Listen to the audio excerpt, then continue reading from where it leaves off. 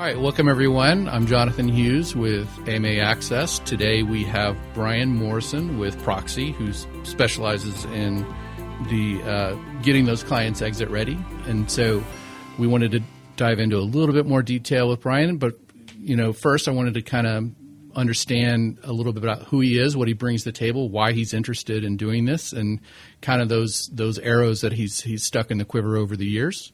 So welcome, Bryon. So it's good to have you here. Thank you, Jonathan. I'm thrilled to be here. Yeah, absolutely. So, so right now you're co-founder, CEO of Proxxy. It was founded in 2019. Right. Previous to that, you had several startups and exits along your way in this meandering path. And, so I wanted to hear a little bit about your background and kind of how you got to where you're at, and then really dive into why you started Proxxy and how that serves the space. Yeah. So I'm a serial entrepreneur. I love the build, and I love being able to look in spaces and see where there's an opportunity for category creation.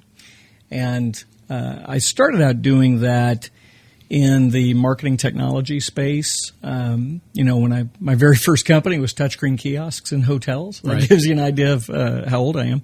But that actually was just a proof of concept to show how the internet worked. So we were so early on internet. We would walk into companies and say, we're going to talk to you about this great thing, the internet and Gopher, and they would just look at us with cross eyes and go, I don't know what you're talking about. These were Gopher telnet Yeah, days. this was early days. And so we actually just said, this is a great concept of putting advertising in hotel lobbies, but how do we update it and how do we manage it? We'll manage it on an internet backbone. And so that was the idea. And we proved that model, and it was a horrible business.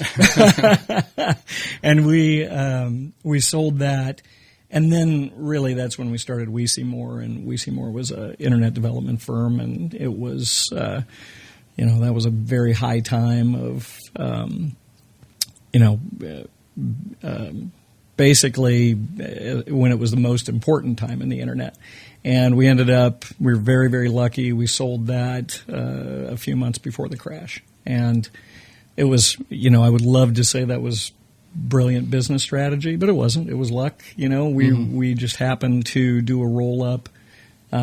We saw where the industry was going and just recognized that we needed to move at a faster scale than we were doing. So went through that process. After that, I went and worked for a company called Omnicom, largest holding company of agencies and marketing firms in the world.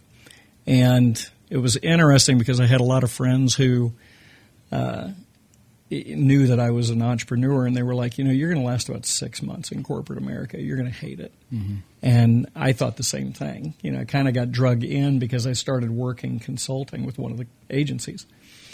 And I ended up in Omnicom for 10 years and loved it because it was a very entrepreneurial environment where, you could do pretty much anything you wanted to do as long as you met the expectations of that group.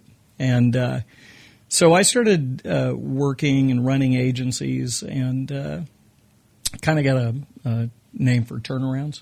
And so a large part of that is just understanding the operations, the processes. How do you bring that kind of structure to a creative environment?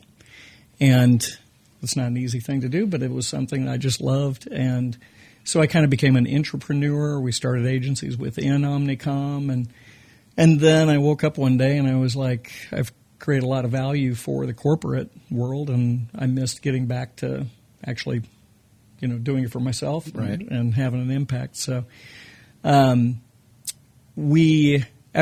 I left Omnicom, I was serving on the board of several small to medium-sized businesses. And something consistently kept happening. I would walk in to a board meeting, and the board would somehow come up with something great, and they would say, you should consider this, and the CEO would go, we're going to do that. That's a great idea. And then we'd come back 3 months later and say, how'd that initiative go? And she'd say, we didn't quite get to it, but we're going to. For sure. It's still a great idea. We know we're going to do that.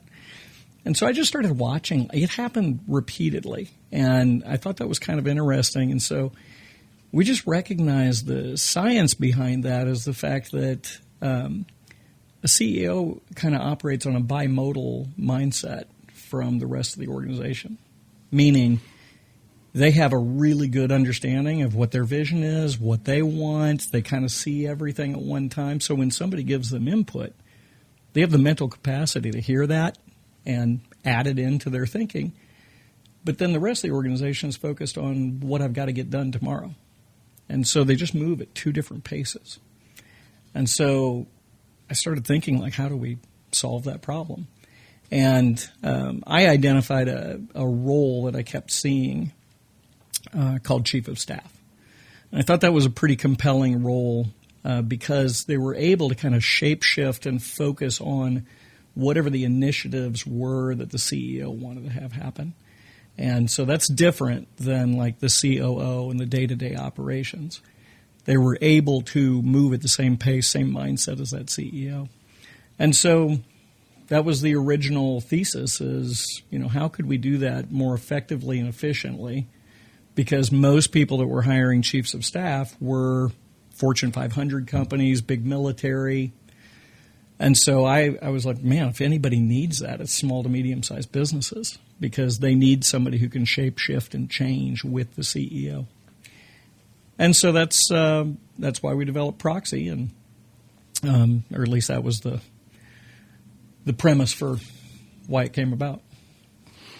So when so early on, who was performing that role? Like, was it shared role in the C-suite? Was it just whoever that corporate leader could peg to run with the ball? Or? Yeah, it was usually somebody who they just called their right hand. Mm-hmm. And the challenge with that is usually that right hand, if they're great, they're either up or out. Right. And so that's what tends to happen, right? And so what I think is most important in that role is consistency, somebody that you can actually count on. And if you invest in that role, how are you going to know that they're going to be there? And so that's why, frankly, I think it should be a third party, because you can count on a third party. Mm-hmm. An individual staff member is going to say eventually, like, I want to go either, I want your job, or they get hired away. And so the way we do it is a little bit different. We put a strategy or an advisor person, and then we also put an integrator. And they kind of come together to work as what we would refer to as an executive multiplier. And so having someone who guides and drives, someone who can see the 30,000-foot view, but also someone who can execute at the 5,000-foot view. Right. That's the special sauce. That's what we do that's a little bit unique. Gotcha. So you describe the problem and provide the solution as far as executing with that leader. So, well, and the main phrase there is executing. Right. Yeah. Yeah. So it's certainly you have management consultant level perspective, but the most important thing is that we focus on execution. Right. We always talk to everybody about how do you close the execution gap, because everybody's got a phrase of you should work on the business instead of in the business. Right. Well, the reality is most CEOs are in that role because they're really good at what they do in some aspect of the business.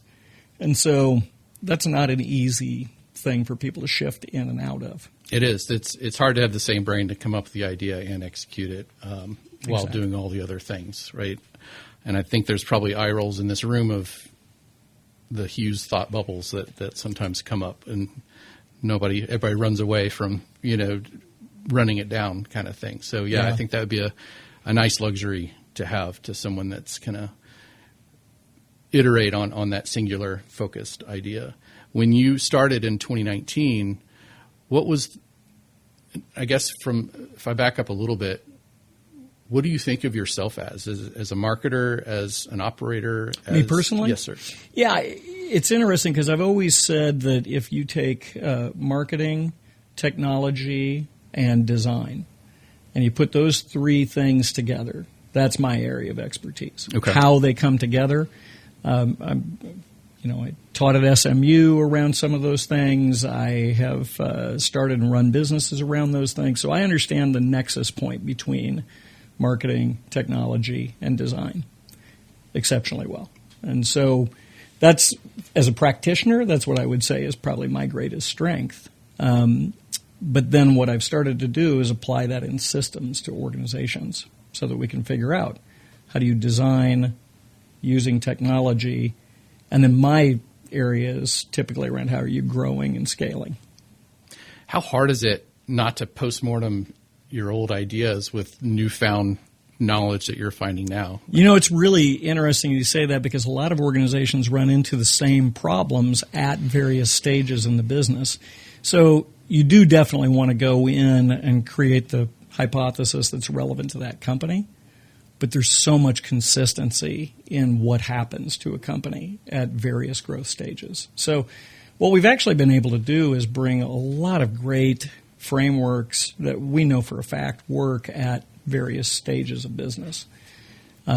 So, in some situations you might change how you do it, but, if you're a 25-person company and you don't have a business operating system in place and you aren't managing that with some level of discipline, then you're going to max out at about 25 people. You're going to keep running into the same procedural problems, people problems. You'll run into those same challenges. Right. If you're at 75 people, you probably have to work on that lead team. How are you actually at that point starting to work on the business, and what kind of people are you bringing into it? If you're at 150 people, you're probably thinking about what's the asset value in the organization and how am I doing pre-due diligence to put myself in a power position. But there's a lot of things like that we just know at various stages of the business you should be paying attention to. Right. And what you don't need to. Right. And more importantly, what you don't need to. I think that's I'll speak for myself. That's the quiet the noise, as we say, as far as how do we stay focused on what matters, and given our time constraints. So, you've mentioned it as Proxxy solving for that kind of execution gap that you see. Yep. And in one of the contexts and use cases of, preparing that client to be exit ready, and if it's in anticipation of a transaction and so forth. I know it's not singularly focused on that, but just for our edification, what is that ideal client? What's that sweet spot for you where you can be really confident that you're going to bring value and this is going to be a home run? Yeah. Most of the clients that we work with, like I said, are ranging between 25 employees to 250 employees. And the reason for that is because you go through massive change in the organization at those various stages. So 25 employees. Now, whether or not you're thinking about exit ready and how to get those are things that I think you can walk into each time, and it doesn't necessarily go by the number of people. That goes by whether or not your industry segment is right, whether or not the multiples are right for you, and then how much can you improve those over time. So when we talk to people about pre-due diligence, like if somebody says, hey, I'm interested in selling in 3 years or 1 year, we take them through scenarios using a AI platform that we've put together that allows us to understand where they're currently at, what the current value might be, and then just in improving operations, how much would it be worth in 1 year with what you can get done versus 3 years. So it kind of shows whether the juice is worth the squeeze. Right. And a lot of organizations that we'll work with will say, oh, I thought it'd be worth more. And we go, sure, you can change that, but you change that by fundamentally changing the structure of the organization and thinking strategically about how do they acquire other firms. And, there's other ways to get to that. But there's a max on how much an organization can increase their value. And the main thing we try and do is just make it easy for them to understand. Got you. And it's primarily professional service companies? Yeah, most of the companies we work with are professional services because the greatest degree of complexity comes from people. Sure. the technology is what we often use to simplify things. Interesting. When that you mentioned before when they come to you, how are they coming to you? How are they finding you? And it's because it's more than just hanging out a consultant shingle. Right. And so most of us from a business standpoint are usually leery of a consultant who wants to tell you what's all broke and then run away. And so how are people finding you? It's a great question. So we have our own sales and marketing engine, of course, that we've built, and that is, largely content-based, where we're trying to do the obvious, stay in front of people, and we've got several different ways that we do that. But the other side of it is we're introduced oftentimes by value creators, lawyers, the attorneys, CPAs, investors, board members. So they're the trusted advisor to the CEOs. Right. And so that's where we tend to get a lot of the introductions. And we foster those kind of relationships to help them understand why we can help and, how we can fit in and make it super easy for them. Because our business structure, like I said, it's a little bit different. We don't do consulting where we come in and try and create tons of projects where we get paid on everything, and that's the classic model. Right. Ours is all subscription-based, and so it's flat fee, no surprises. That's why our average tenure with a client is 3.8 years. So when we start working with a client, we continuously prove our value every week. And I say week because we literally have no long-term contracts.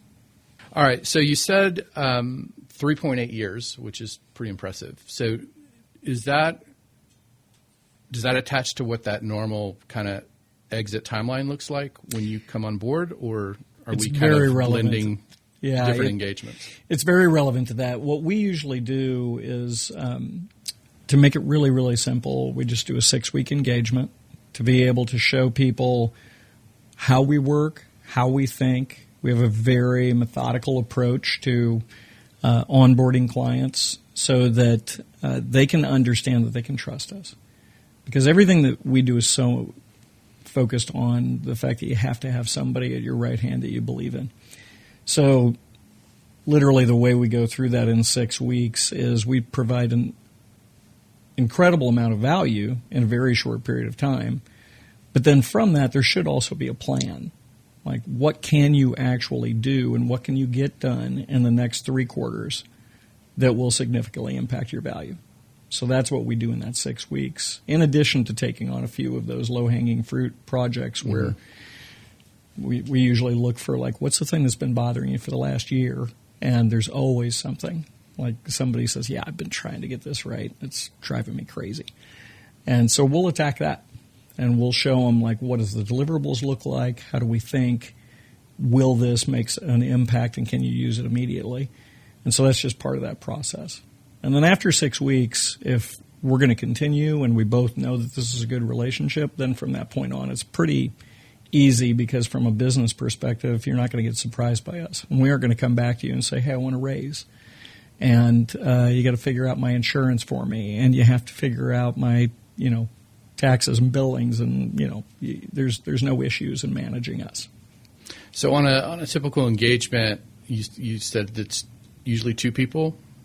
It's always 2 people. So there's always going to be an advisor and an integrator. And they are working full time? Are they half time? Are they remote, on site? So yes, everybody's remote. That's why we can do it efficiently. If you were going to hire the role full time, it would be probably double what you end up paying us. The thing that's interesting about how we do it is you're never going to outpace Proxxy. Typically, the challenge is an organization can't absorb that much change. And so what we work on over time is a company's management metabolism. So when you start working with us, you might only be able to absorb, 2 major initiatives, in a quarter or 2 quarters. By the time we're done working with organizations, they're taking on 3, 4, 5 major initiatives that are really organizational changing. And so that's the goal, our metric that we use is management metabolism. So just to level set with everyone, what's a good kind of example of an initiative? Like, what is that standard kind of project? So like one of the things I was talking about is a business operating system. So like you hear people talk about EOS or OKRs or Six Sigma. All of those are great flavors of the same thing, which is, how does an organization create common language and create discipline that we can all agree with? And so that's what that's a perfect example of if you do not have a business operating system, we can help design that for what's right for your organization and implement and manage that. That's an easy one. Got it. So many of our intermediaries and advisors often will come across, with folks that just aren't ready yet, that maybe either psychologically or operationally, or maybe there's that one little nugget they can tweak that's going to have an exponential increase in value. And so I think a big struggle right now is for folks how do you incubate that client while kind of keeping them, connected with you as an advisor, knowing that down the line, and keeping that idea warm. So, what are those kind of I guess referral trigger points is where you're very relevant to that network of in use cases where they might say, well, if you just did this or you just did that, I know someone who can talk to you, and then, how does that dynamic usually work, when you're dealing with referral folks? Well, so I mentioned before that we're often brought in by CPAs, attorneys, investors, board members. The board members are easy. It's the same case study that I gave you earlier where they know that there are initiatives that they would, if they would just execute on them, it would make massive change, and they can't get out of their own way. And that's not any shortcoming on the organization. It's literally that bimodal mindset that CEOs is very hard for them to be able to have somebody move at that same pace.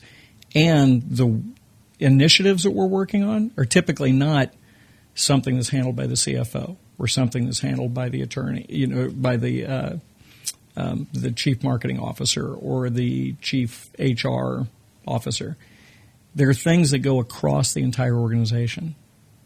So like if I'm doing customer journey mapping, that's a huge initiative, right? That if you just said, hey, I'm going to all of a sudden become an expert in that, well, that's a pretty challenging thing to just automatically become an expert at. And most C-suite lead team members are not experts at it. Right. They might be aware of it, but they haven't actually executed it that often. And even if they have, they don't want to do the actual work.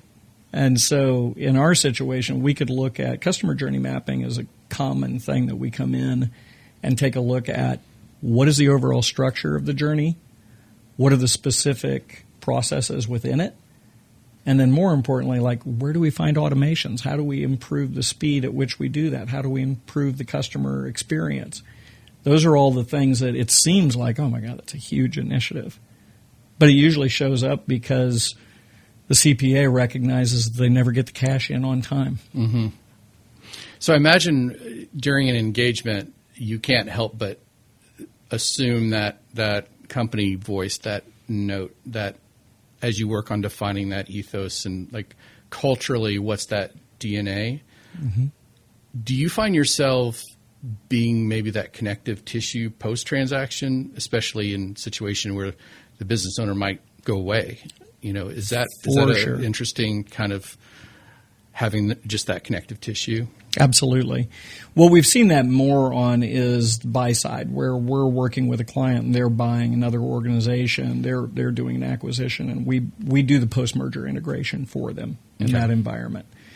If we were brought in by the investor, for sure that would make sense. Post-merger integration afterwards, that's what a Proxxy would lead. And that's a perfect example of the other end of the spectrum. So that kind of gives you an idea if we're going all the way back to business operating system, enterprise metrics, really understanding the enterprise metrics, Those are early stage things that most companies might not be able to see. Right. Then you get into succession planning, lead team formation, how you are understanding the processes, so customer journey mapping. Those are all the things that kind of move you through to the next level. Are you coming, so if you're kind of on the sell side with that business owner, do you kind of turn into maybe that therapist, that kind of ear, as a, in the context of an exit strategy? The closer you get, that introduces a lot of different elements, especially from founders. And so, how does that dynamic work? It's interesting because coaching's super important for CEOs a lot of times because they just don't have somebody to talk to. It's a lonely job, right? Station, right? I've always felt the opposite of that. I think being a CEO is fantastic because I'm a pretty open leader, and I bring my friends into the organization. I love that.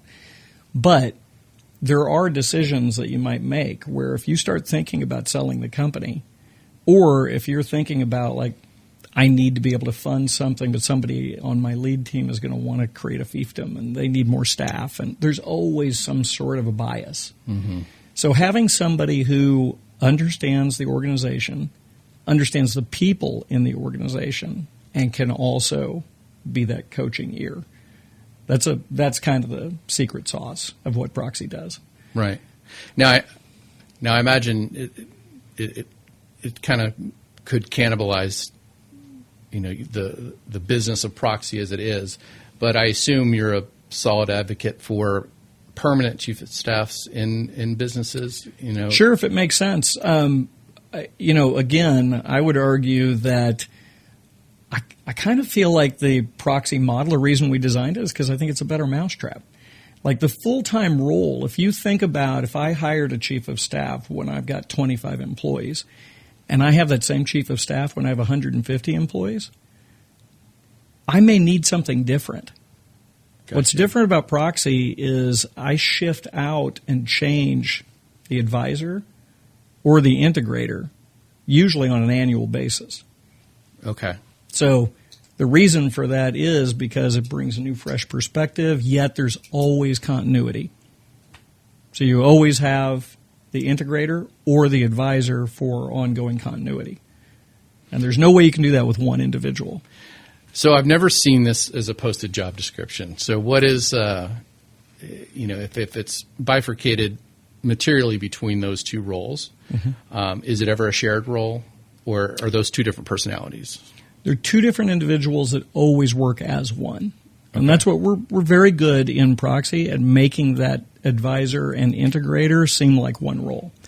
And so if something is going on where your business needs more of the advisor, we'll tip more heavily to that. And so the advisor will take a more active role during that time.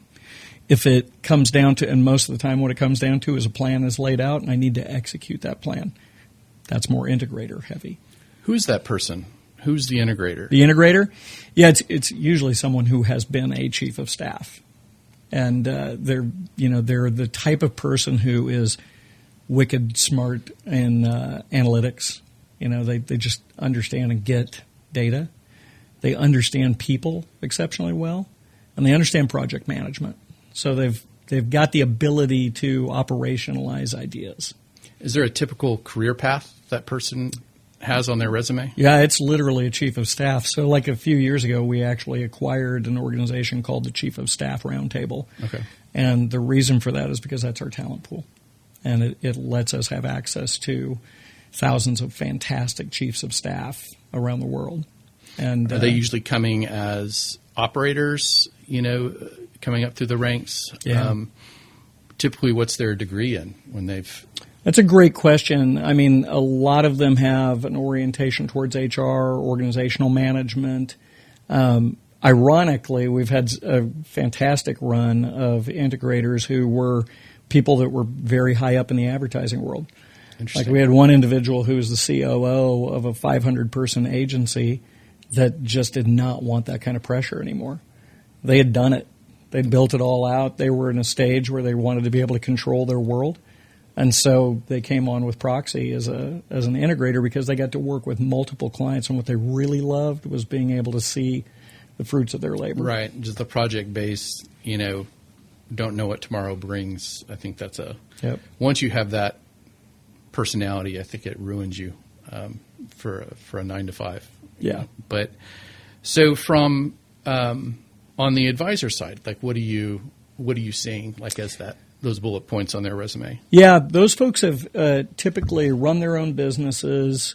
They've probably had at least an exit, or they've worked in Fortune 500 at a SVP or higher level, and so they've seen it from a lot of different angles. There's always a different flavor for each one of our advisors. So somebody might have a sales and marketing background more so. Somebody might be more tech-oriented, more culture-based and people-based, might be more innovation-oriented. And so we have strategists and advisors who have all that kind of unique positioning.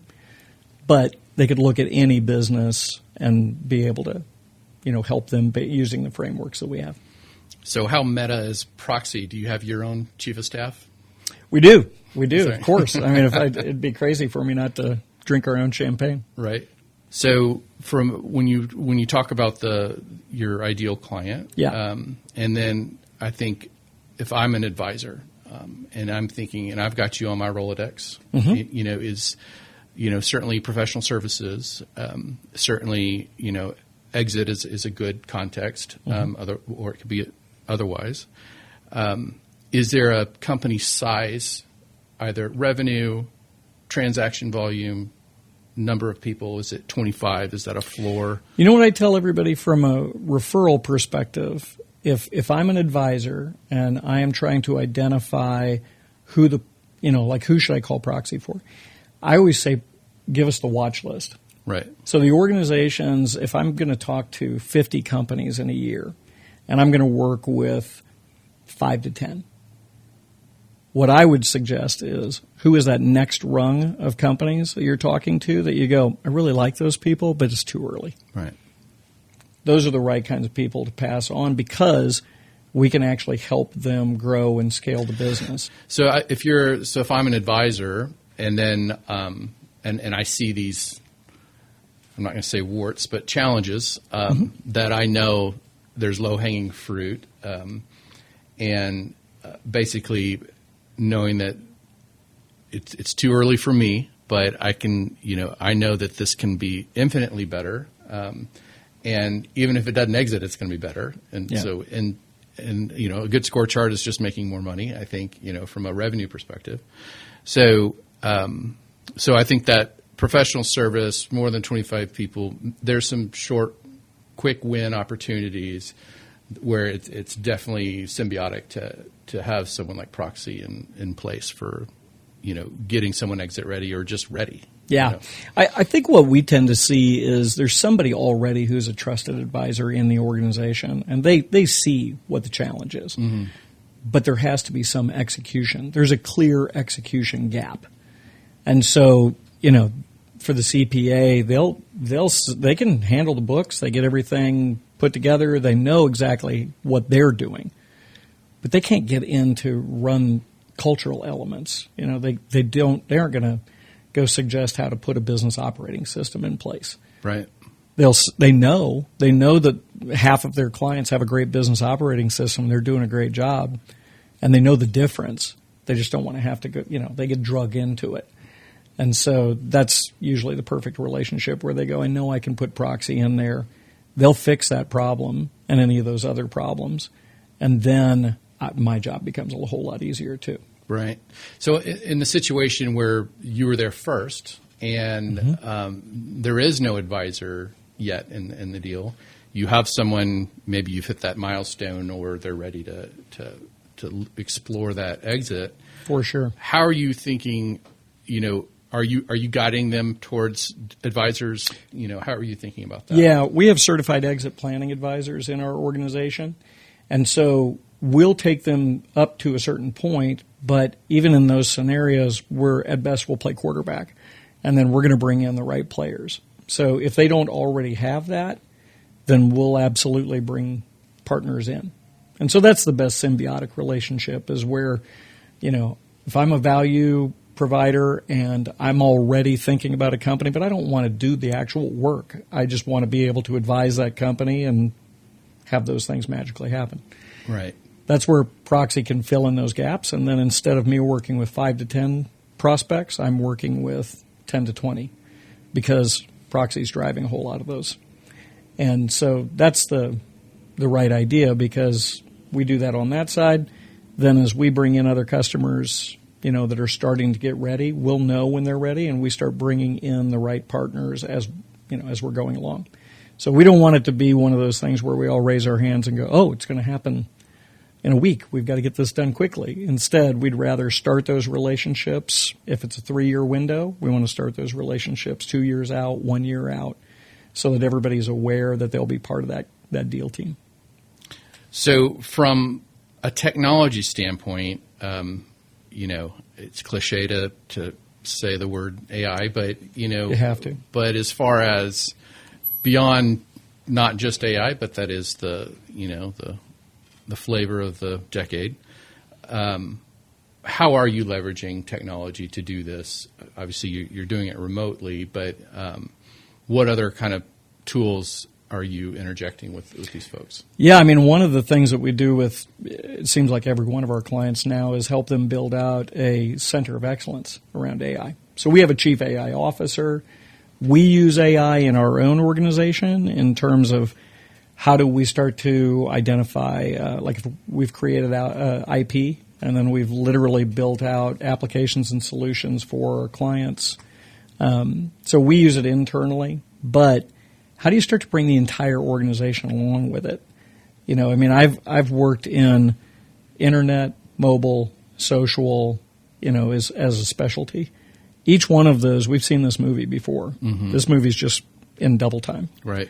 So we're helping organizations figure out, how do we start to play with it and learn from it? How do we prepare our organization so everybody can get engaged with it and use it properly and with some governance? And then how do we start to make it not the CTO's initiative or the CEO's initiative? How do we make this something that the entire organization is a part of? So we'll build that center of excellence to be able to have them start thinking about, how do we look at the business case for each one of the pilots that everybody is going to eventually want to use? Right. And then after that, how do you actually manage it once it goes into production? That's very different than, I use it to write my emails. Right.